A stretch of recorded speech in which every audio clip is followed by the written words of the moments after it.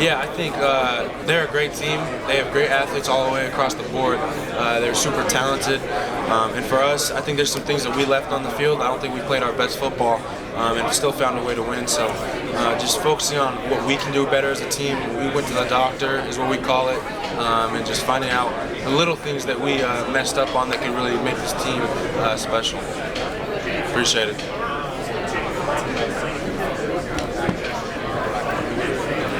What do you remember most about the first time around with Ohio State? Yeah, I think the thing I remember the most about is just their team has elite athletes across the board. You know, they have good players across the board. When you play someone of those caliber, you got to bring your best. And I remember them being good players, and for us, that means we got to play our best football. As you go into this game, it's Big Ten versus Big Ten. Is that an advantage because you know kind of what they are, or is it a disadvantage because they kind of know who you are? I'd call it an advantage. You know, when you've seen someone, you know their players, you've played against them, you have film against them.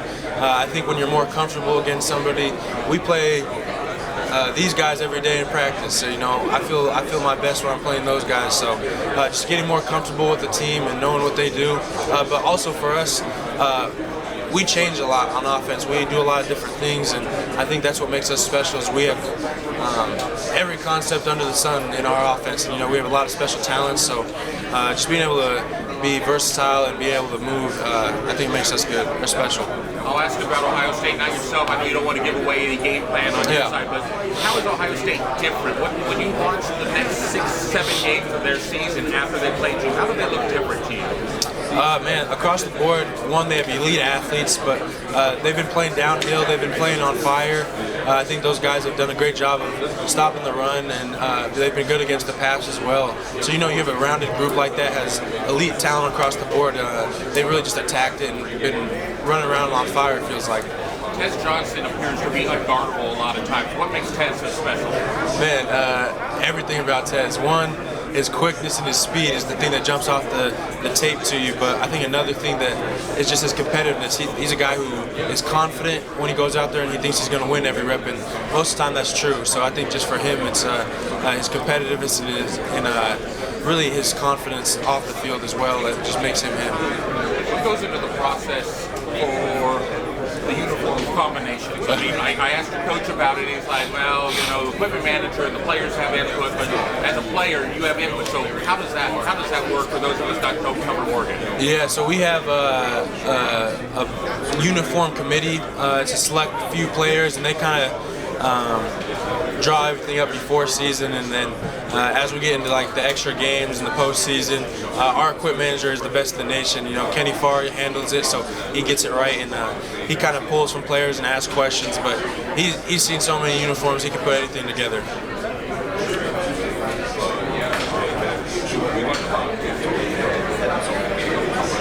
Just trying not to dominate everything. No, you're good. Oregon comes in, wins the Big Ten in year one. The Big Ten has had a lot of teams join the conference and not been able to do that. I mean, what makes you guys, so special? Yeah, I think Oregon football is different. I think just the resources we have, the coaching we have, the players we've been able to pull. But honestly, we lean on our DNA traits.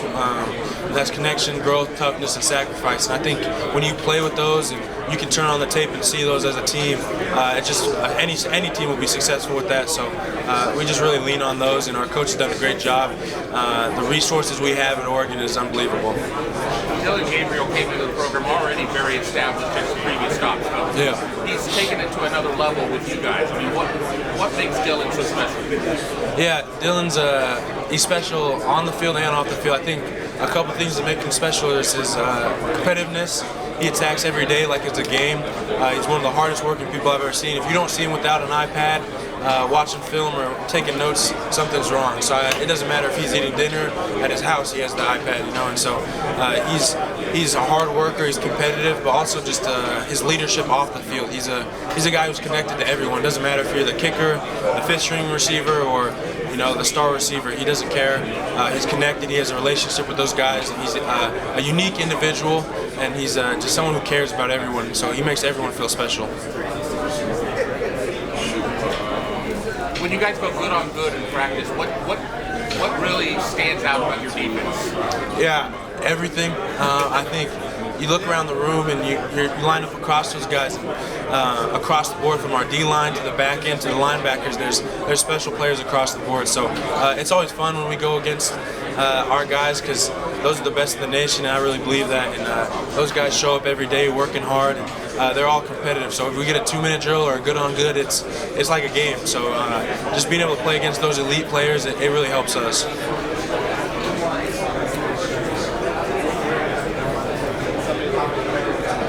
What's your New Year's resolution? Oh, I really haven't had a New Year's resolution yet, but so I don't got nothing special for you there.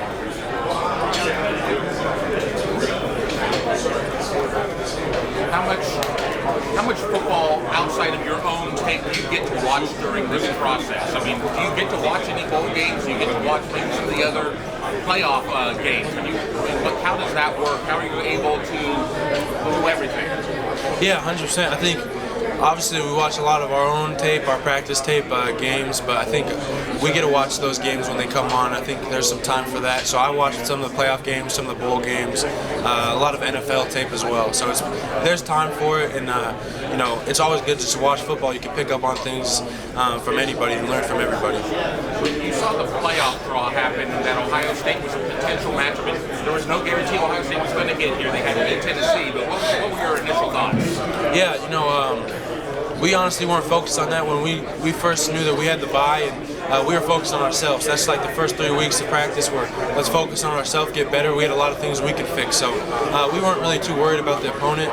I think when you worry about the opponent, that can cause problems. So we worried about ourselves, got ourselves better during that bye week, and then obviously we take a look at the winner, and we were ready for both teams, preparing for both teams. So it doesn't matter who we play. I'd rather play the best teams anyways, and line it up in the middle of the parking lot if you have to. Hey Terrance, I think about what Kenyon did in the Big Ten championship game, and I'm like, who's going to be the dudes next year? Yeah. Like when you're gone and playing with you, and not looking at him, who are some other guys that maybe we don't know about that you see in practice every day that are going to be the dudes next year? Yeah, I think not to pick on him, but I would say that guy Kenyon Sadiq is special. He's someone I spent a lot of time with, and just seeing him grow as a man off the field as well, and just how he's attacked football. He's obviously an elite athlete, and everyone can see that when he steps on the field, but how he's attacked the process and how much he's gotten better since he first got here is you got to notice it. So I'd say him for sure. I think we have some young receivers that can be really good players. I think Jeremiah McClellan, I think he'll be really good. He's attacked practice and gotten a lot better throughout the year. There's so many of the guys, though, you can just go through and name off names. I think Dante Moore is going to be an elite guy for us. He's someone who came in to Oregon knowing he'd take the back seat, and he's learned a lot, and I've seen him grow just since the time he's been there. And there's always special talent around Oregon, and there's a lot of guys that you probably won't even think about that will pop up and make a lot of plays for us. What have you seen out of Dante? Like, what kind of quarterback is he going to be? He's going to be an elite quarterback. I think he's grown so much with the knowledge of the game, learning the concept, learning the checks, knowing defenses in our offense. And he has all the arm talent in the world, but just learning that stuff and becoming a complete quarterback, he looks confident every time he's out there in practice. I know that he's going to come in and be special. Is there a play or a moment that sticks out over the last year that he made where you're just like... Yeah, there's some times, honestly, I've just seen him throw the ball deep, and it's a pretty ball. Yeah. It's quite a beauty in the air, and it falls right in the basket. And I think you can't teach that. It's something that he's been blessed with, and he knows how to use it. Appreciate you. Thank you. Thank you.